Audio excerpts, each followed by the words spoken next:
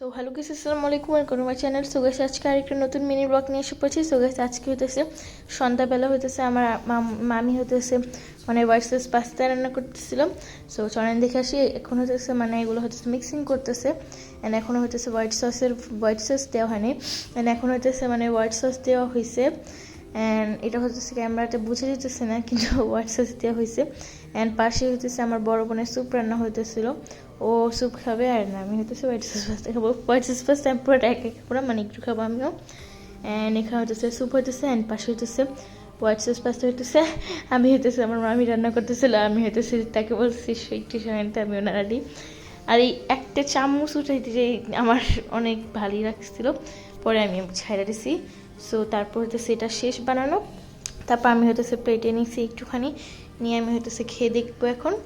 So ফার্স্টে আমি একটা নিছি, তারপর আমি টেস্ট আমি বুঝি নাই, সো আরেকবার নিছি আমি নিয়ে এখন ভালোই লাগছে। হ্যাঁ ঠিকঠাক ছিল, মজাই ছিল অ্যান্ড সন্ধ্যার নাস্তা আমার এটাই ছিল।